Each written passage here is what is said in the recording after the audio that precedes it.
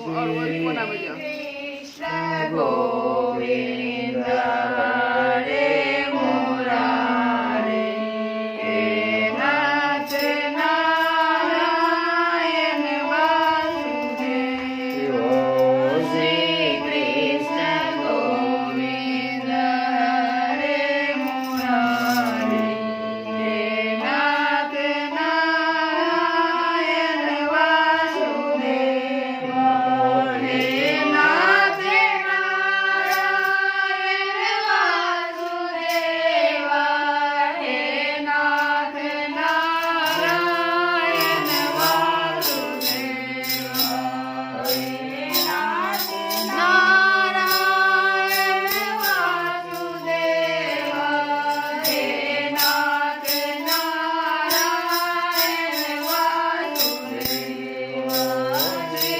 कृष्ण गोविंद हरे मुरारे हे नाथ नारायण वासुदेव हरे राम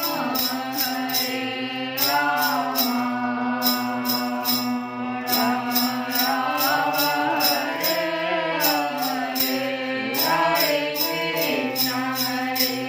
कृष्ण कृष्ण कृष्ण हरे हरे हरे राम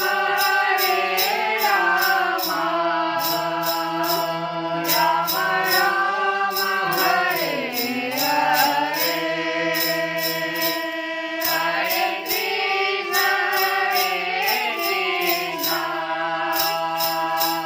कृष्ण कृष्ण हरे हरे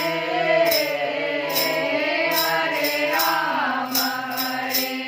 राम राम राम हरे हरे हरे कृष्ण कृष्ण कृष्ण हरे हरे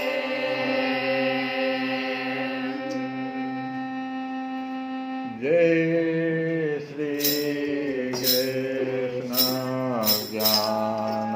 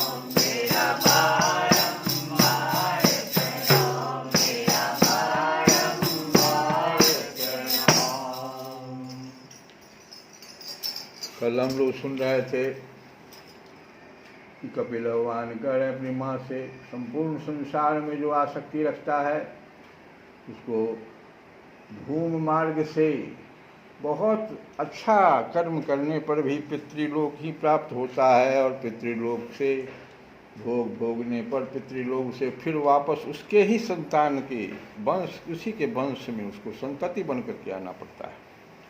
इसीलिए संसार से आसक्ति का अभाव हो जाना यही योगियों के सब प्रकार के योग साधन का एकमात्र अभिष्ट फल है। संसार से आसक्ति का अभाव हो जाना, अभाव हो जाना। वस्त्र है हमारे पास, लेकिन उतना ही वस्त्र है जितना का कि हम उपभोग कर सकते हैं, यही हुआ अभाव। आपको ये नहीं कहा जा रहा है कि आप माता को न मानिए, पिता को नहीं मानिए, बंधु बांधव सुत समाज को नहीं मानिए, ये नहीं, उससे आसक्ति मत कीजिए। आप ऐसा महसूस हो कि आपके भक्ति मार्ग में ये लोग बाधक हैं, तो निश्चित रूप से आप उनको छोड़ने की प्रक्रिया में लग जाइए अभी से, ये कहा जा रहा है। और आसक्ति में नहीं घुसिए। ब्रह्म एक है, इस बात को भी हमें समझना है, और वही ब्रह्म सभी जितने भी जीव हैं सब में, सभी शरीर में, इस ब्रह्मांड में सब है, वो सब जगह वो ब्रह्म समाया हुआ है। पूजनीय माता जी, मैंने तुम्हें यह ब्रह्म साक्षात्कार का साधन रूप ज्ञान सुनाया। योगा निरंतर, देखो भक्ति, श्रद्धा, भक्ति और वैराग्य, इसके तथा निरंतर योगाभ्यास, योगाभ्यास में यम नियम का विशेष रूप से पालन, क्योंकि ये दोनों हमें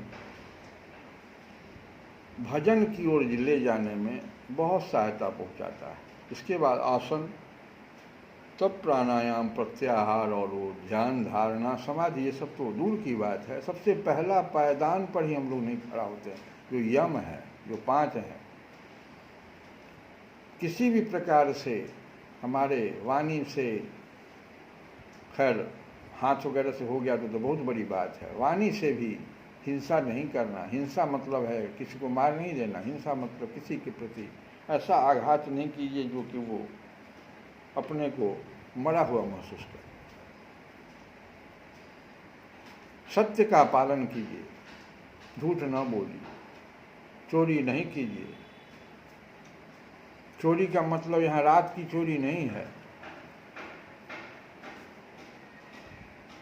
वाणी से भी हम लोग चोरी कर लेते हैं, झूठ बोल करके चोरी कर लेते हैं। नौकरी पेशे के लोग विशेष करके ध्यान नहीं दे रहे हैं, चोरी उनसे लगातार होते जा रहा है।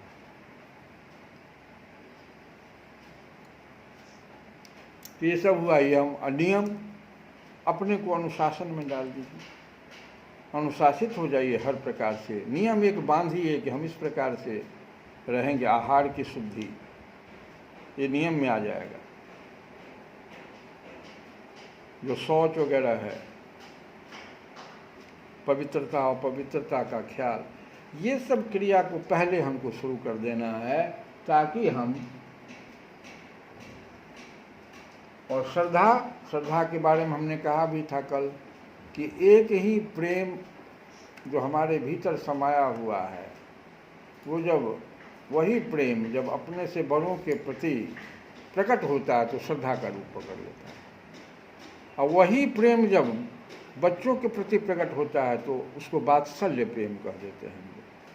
और वही प्रेम जब भगवान के प्रति प्रकट हो जाता है, एक ही प्रेम है देखो, तो भक्ति कहलाता है।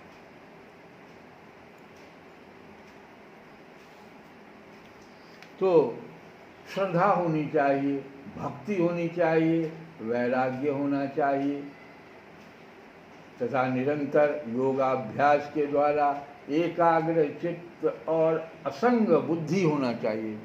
बुद्धि का कैसा होना, बुद्धि हमारा होना चाहिए असंग होना चाहिए, आसक्ति रहित बुद्धि, इसी को असंग कहते हैं। असंग की विवेचना गीता में भगवान कृष्ण ने बहुत दूर तक अर्जुन को असंग होने की बात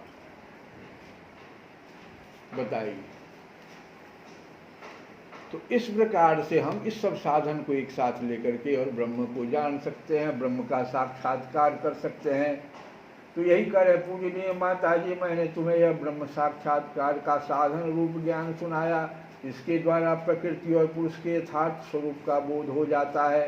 देवी, निर्गुण ब्रह्म विषयक ज्ञान योग और मेरे प्रति किया हुआ भक्ति योग, दोनों का फल एक ही है। कुछ लोग कहते हैं निर्गुण ब्रह्म से उपासना करनी चाहिए, लेकिन सगुण उपासक भी दोनों का फल भगवान कपिल कहते हैं एक ही है, उसे ही भगवान कहते हैं।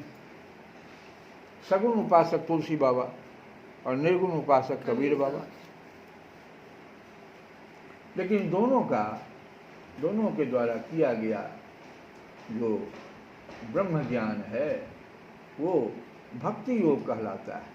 फिर फल दोनों का एक ही है कि भगवान से पूजा अर्चना, भगवान से हम सब संगति कर रहे हैं, भगवान की ओर हम जा रहे हैं, भगवान मेरे हैं मैं भगवान का हूँ, इस भाव से हम चल रहे हैं। जिस प्रकार रूप रस एवं गंध आदि अनेक गुणों का आश्रयभूत एक ही पदार्थ भिन्न भिन्न इंद्रियों द्वारा विभिन्न रूप से अनुभूत होता है, वैसे ही शास्त्र के विभिन्न मार्गों द्वारा एक ही भगवान की अनेक प्रकार से अनुभूति होती है।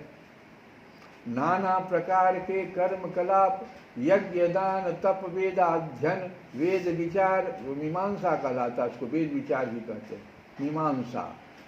मन और इंद्रियों के संयम, कर्मों के त्याग, विविध अंगों वाले योग, भक्ति योग, निवृत्ति और प्रवृत्ति रूप सकाम और निष्काम दोनों प्रकार के धर्म, आत्म तत्व के ज्ञान और दृढ़ वैराग्य, इन सभी साधनों से सगुण निर्गुण रूप स्वयं प्रकाश भगवान को ही प्राप्त किया जाता है। सब अलग अलग नहीं है, बोलने के लिए सब शब्द हैं सिर्फ।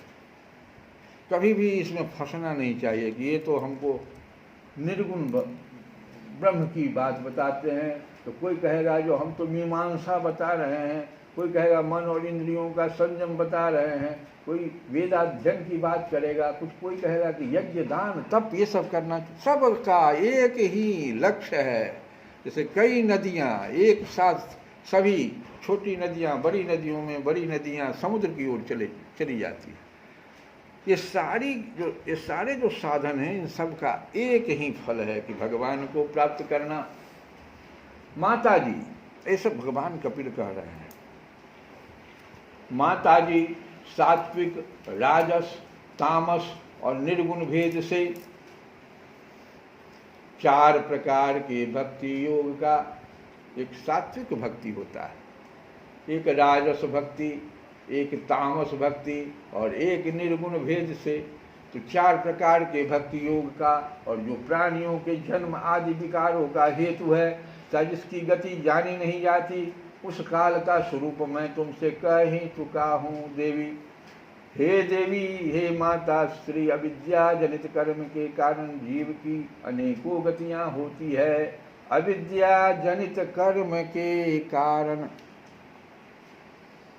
हमारे पास भगवान जो है सभी जीवों को 2 चीज़ दी है। हम कल भी बताए थे, बुद्धि और विवेक, लेकिन हम अविद्या का शरण ग्रहण कर लेते हैं, अज्ञान का शरण ग्रहण कर लेते हैं। जहाँ भी ज्ञान की बात होती है उसे हम असंग अपने माने नहीं, हम आपके साथ संगति नहीं करेंगे। जहाँ पर जो है सकाम बात होगी वहाँ हमारी संगति होगी, हम वही चीज़ को ज़्यादा सुनेंगे। आजकल तो ये मोबाइल का समय, बहुत तेज़ी से लोग एक दूसरे से जुड़ जाता है और सकाम गति को प्राप्त कर लेता है। असंग होने की जरूरत है।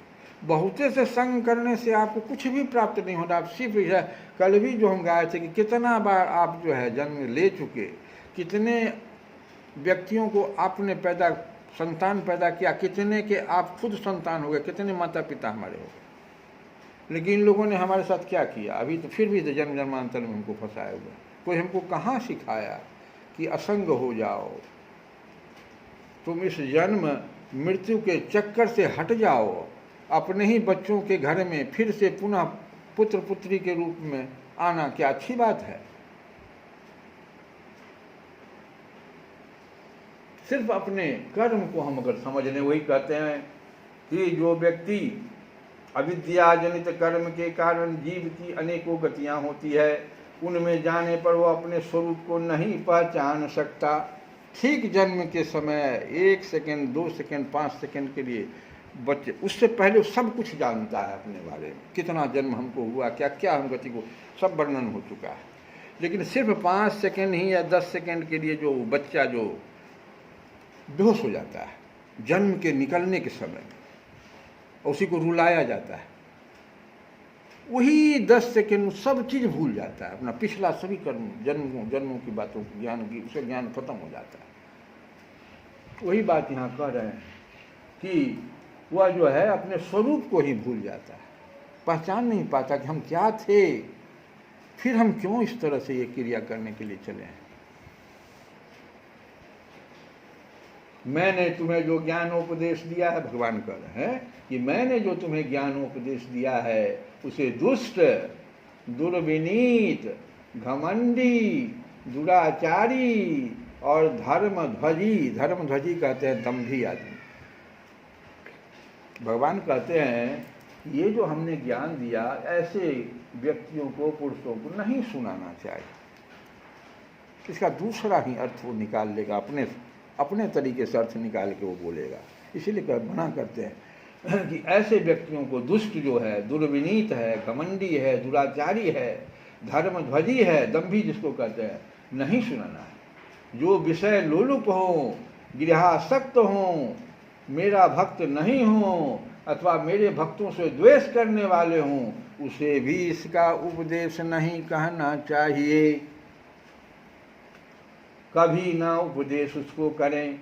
जो अत्यंत श्रद्धालु भक्त है, विनयी है, दूसरों के प्रति दोष दृष्टि न रखने वाले हैं, सब प्राणियों से मित्रता रखने वाले हैं, गुरु सेवा में तत्पर रहते हैं, बाह्य विषयों में अनासक्त रहते हैं, शांत चित्त हैं, मत्सर शून्य कहते, किसे मत्सर कहा जाता है, डाह करने वाले को मत्सर कहा जाता है, तो मत्सर शून्य है और पवित्र चित्त हो, तथा मुझे परम प्रियतम मानने वाला हो।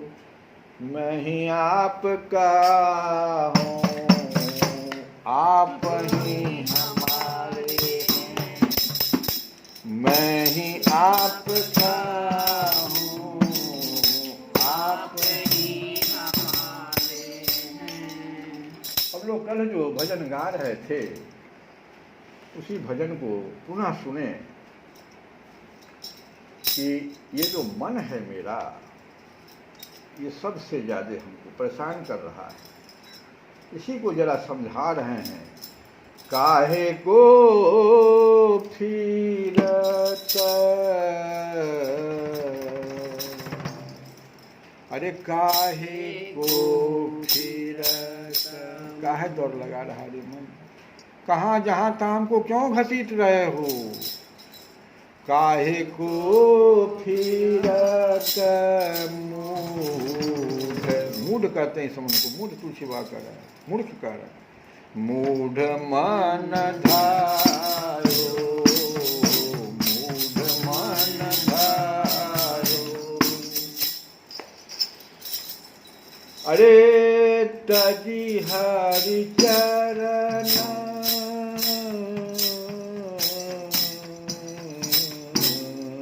तजी हरि चरण। अरे मन, भगवान के चरण की भक्ति को तुमने त्याग दिया है।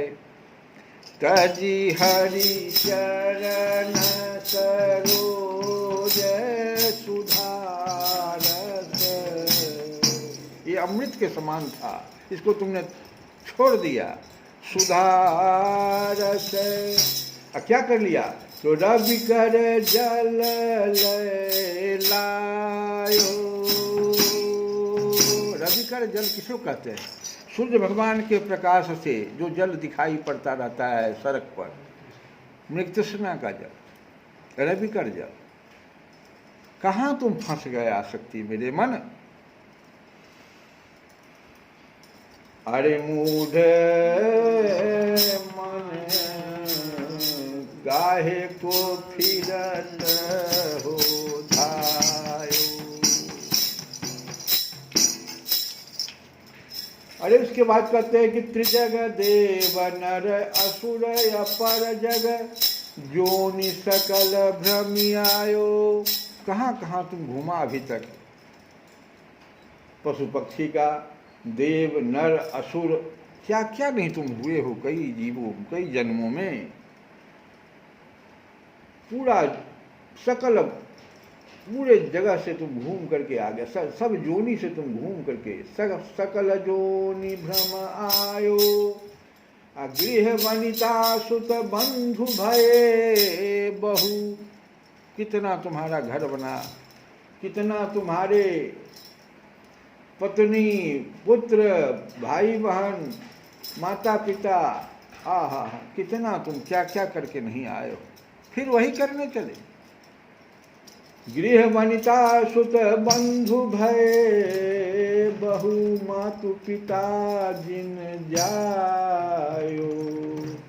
चाहे को फिरत मूढ़ मन धाय। अब कहते हैं कि अजहू विषय कह जतन करत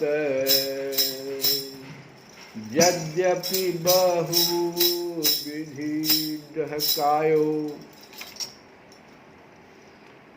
पावक काम भोग कृत सठ।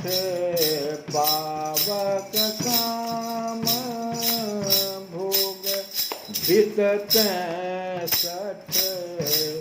कैसे परत बुझायो।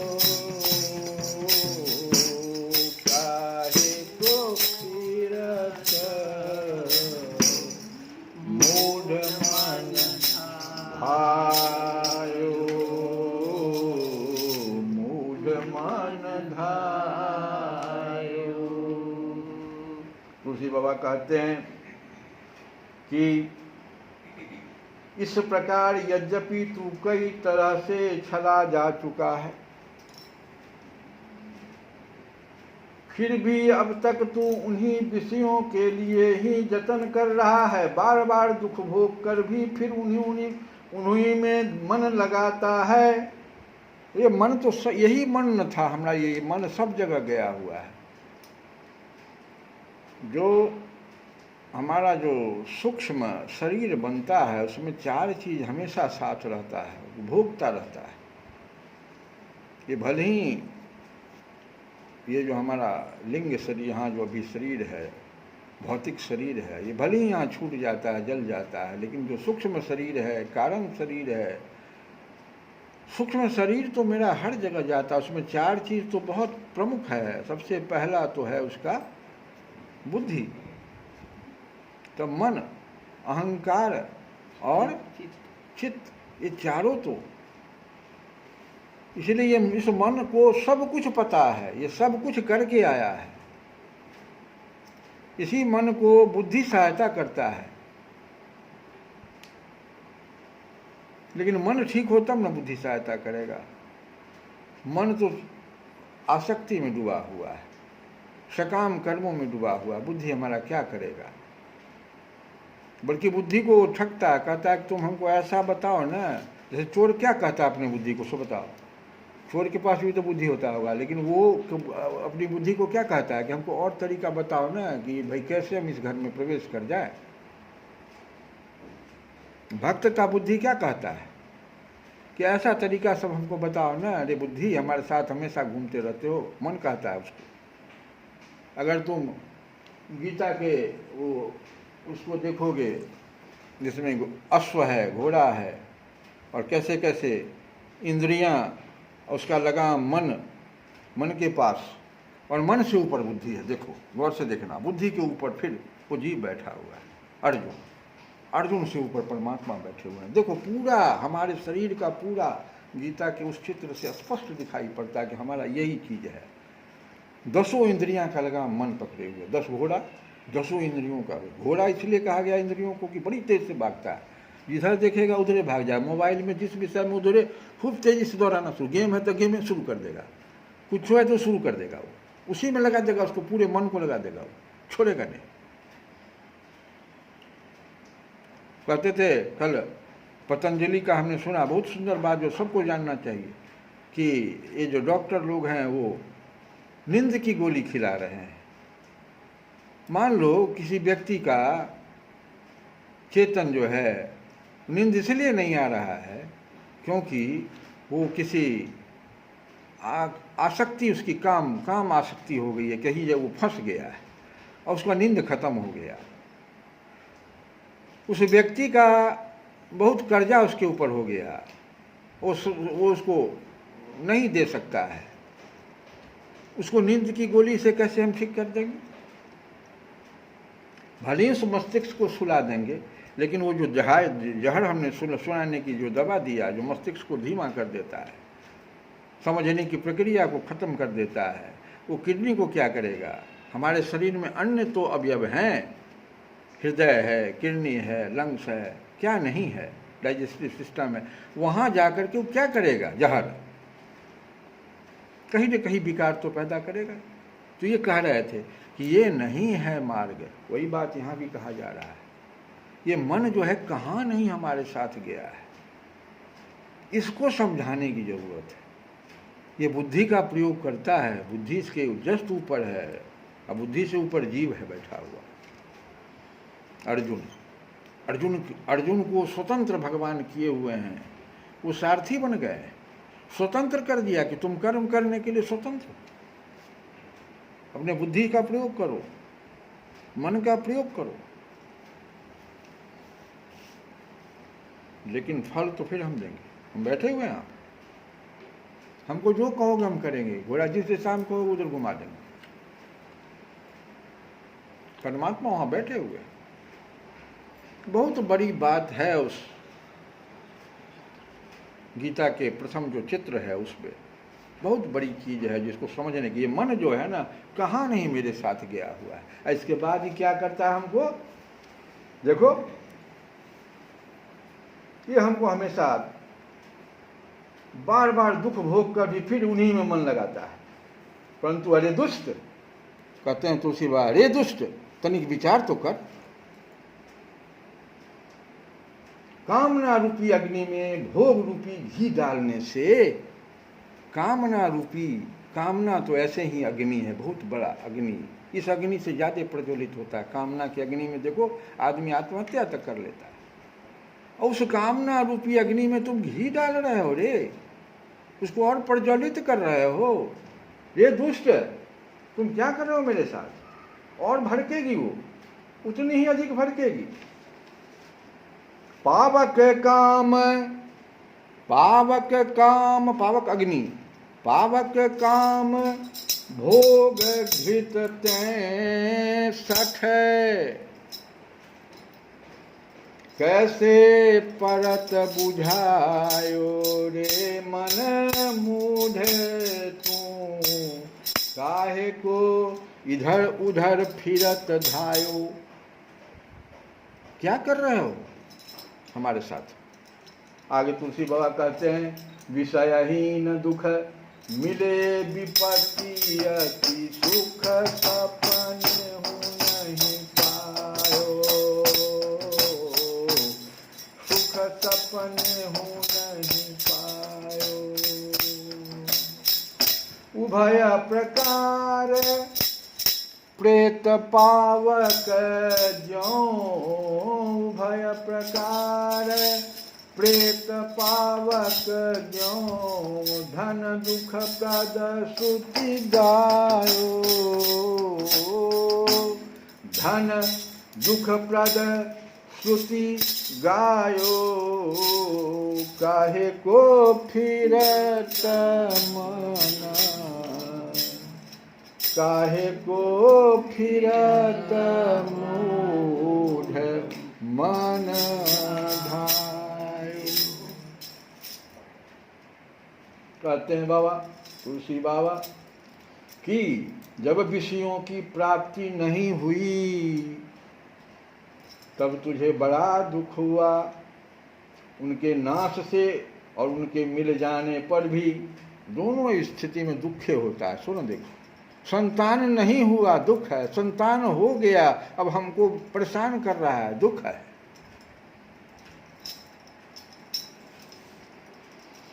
दोनों अवस्था में तुझे बड़ा दुख हुआ, बड़ी विपत्ति प्राप्त हुई, स्वप्न में भी सुख नहीं मिला। इसलिए वेदों ने इस विषय रूपी धन को दोनों ही प्रकार से भूत की आग के समान दुखप्रद। भूत की आग देखे हो कभी? हम लोगों को पहले कहा बच्चों में कि ओ उधर जो देख रहे हो ज्वाला जो निकल रहा है वो भूत है, भूत की आग। बचपन में डराया जाता था। तो ये भूत की आग के समान दुखप्रद बतलाया। मतलब यह है कि विषयी लोगों को न तो विषय की प्राप्ति में सुख होता है और न अप्राप्ति में ही।